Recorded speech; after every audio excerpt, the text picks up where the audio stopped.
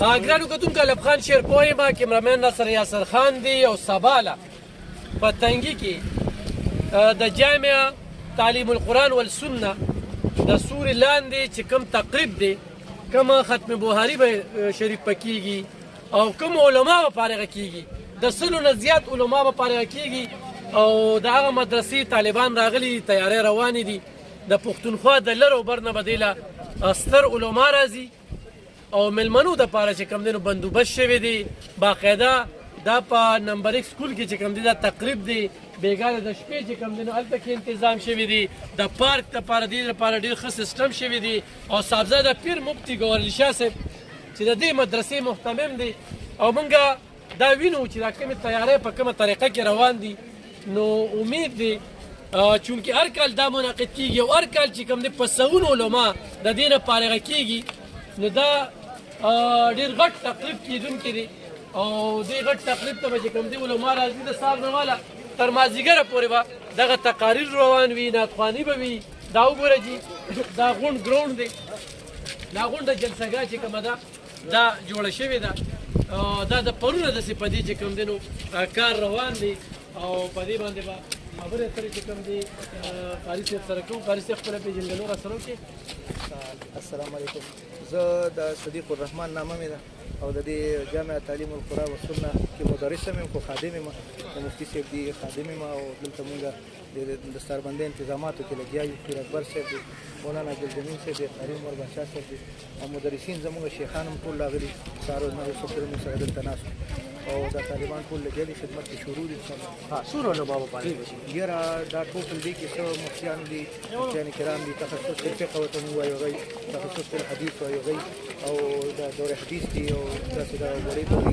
تجوید دي د حفظ دي نو زمونږ تقریبا دغه 2.5 تعداد دی. 2.5 قال څه دا شو چې دا تقریبا ورکړي یاره انشاءالله دا به سهار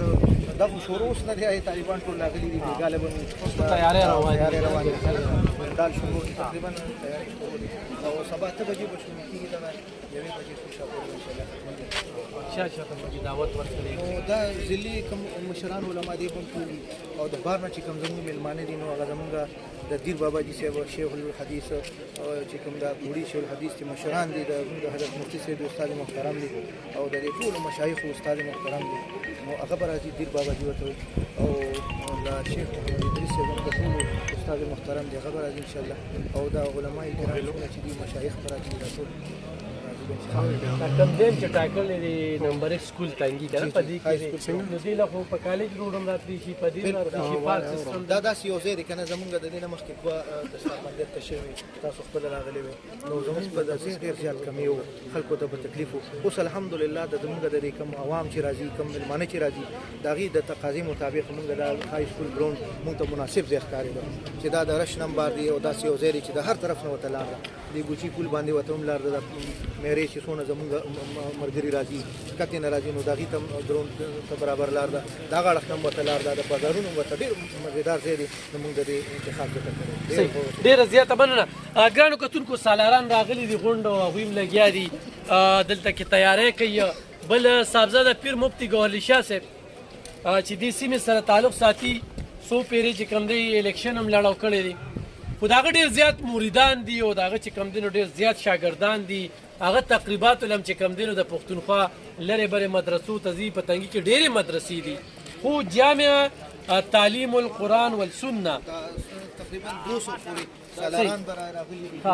200 پورې 300-400 زموږ خپل طالبان به او پیر اکبر صاحب هم چې کوم دی موجود دی دا سالاران مشر دی کنه هغه د ټول انتظاماتو مشر هغه دی پیر اکبر صاحب زمونږ او دا څونه طلبا چې دي د هغې نه علاوه سبا ورځې دپاره زمونږ 300-400 طلبا ډیوټي به کوي سیکورټي مختلفو ډیوټۍ به کوي دا سالاران زمونږ ملګري راغلي سیکورټي ډیوټي به کوي او نور انتظامي والا به انشاءالله راځي هغه پیر صاحب خبره کړې ده. صحیح ښه کتونکو کوم سالاران چې ولاړ وي د هغوی سره تعاون کوي دا د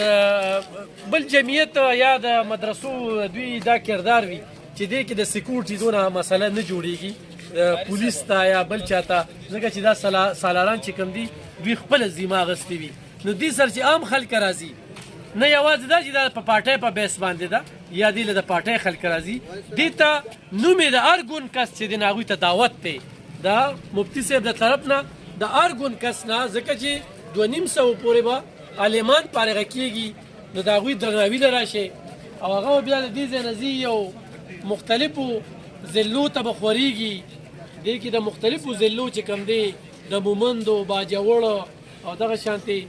د نور ځایونو عالمان چې کوم دي هغه فارغه کېږي ښه الحمد لله من الشیطان الرجیم بسم الله الرحمن الرحیم څنګه چې تاسو د قاري صدیق الرحمن صاحب زموږ د سکیورټي په لحاظ سره وضاحت وکړو نو یقینا زموږ د نصر اسلام طرف نه 200 ملګري دا د مجلس او د جلسې د سکیورټي نظام لپاره دا حاضر دي سبب ان شاء الله ډېر په بهترین انداز کې د ملګري سکیورټي انجام کوي نو څومره جوام حضرات دي هغوی ته به موږ په ښه انداز کې پروټوکول هم ورکوو دا زموږ فریضه ده او بلکې د هغې نه علاوه چې کومه جامعه ده جامعه دارالعلوم تعلیم قرآن و سنت دا زموږ مادر علمي ده ځکه موږ علم حاصل کړی الحمدلله نو دا سکیورټي نه علاوه زموږ هغې سره چې کوم علمي نسبت دی هغه مو سره دی دا څومره سالاران چې د الحمدلله په دې کې زیاتره دا څومره انتظامیه ولې چې دا د مدرسې سره تعلق ساتي نو د هغې نه علاوه زموږ فرض جوړېږي او زمونږ دا فریضه ده چې عوامو ته موږ تحفظ ورکړو او بلکې د ټول پاکستان تحفظ د هغې ته امن ورکول دا زموږ ذمهداري ده د انصار اسلام ذمهواري ده صحیح ښه کتونکو هر خاص عوام ته چې کوم دی په دې کې دعوت دی نه چې عالمانو سره خو مینه کوئ نو راشئ چې چا پسې منځونه کوئ ګوره هر جومات ته چې لاړ شي نو عالم به د یو ګوند سره تعلق ساتي خو چې کومې محتدیان دي نه به د ټولو پاټو سره تعلق ساتي نو چې څنګه د خپل کلي د عالم سره مینه کوي نو دغه شانتې دي دستوري له راشئ څه به وورئ څه به زده کړې نور دا هر سړي خپله نظریه ده څوک د نظریې نه نشي اړولی نو د مفتي صاحب د طرف نه هر چا ته دعوت دی دا نه چې یاره صرف د جمعیت والا خلک راشي نه هغه خو د تحریک انصاف وي خو هغه د جماعت اسلامی وي خو د پیپل پارټۍ وي خو د قومي وطن پارټۍ وي خو د عوامي نشنل پارټۍ وي او خو داسې د مزدور کسان پارټۍ وي نو هغه ټولو ته چې کوم دی خاص عوام ته چې کوم دی دعوت دی تنګي د خلکو دپاره خو د پار خبره ده تنګي خلکه خو چې ضرور په دې دستوره کې ګډون وکړي او دغه علماو ته درناوي ورکړي دوی ته خراج تحسین پیش کړي چې دوی دا کلونه د علم دپاره خپل کورونه پرېښي او دغه دستار به ورته په سر کېږي او زه بیا دا خبره کوم چې زه خو ټوپۍ په سر نشم ایښودی هغوی پټکې په سر ایښودلې وي نو د علماو قدر هم وکړئ او د دوی د درناوي دپاره چې سبا څومره ډېر خلک راشي نو دغه علماو ته به یو حوصله میلو شي او دوی چې د دې ځای نه ځي نو دوی به د دین خدمت په ډېره ښه طریقه باندې وکړي ځکه چې دې ځای کې به دوی یو سوګند پورته کوي دستار چې دوی ته په سرۍ دوی به دې ځای نه ځي او چې دوی کوم مسجد ته ځي هلته به د دین پرچار کوي هلته به د اصلاح پرچار کوي هلته به د اسلام پرچار کوي هلته به روغوالی راولي هلته به مینه راولي هلته به امن راولي نو دا په عالم باندې یو ډېره غټه ذمهواري وي چې ستاسو په دې راتګ سره نو دې کې به تاسو ته ثواب هم میلاویږي او پیدا به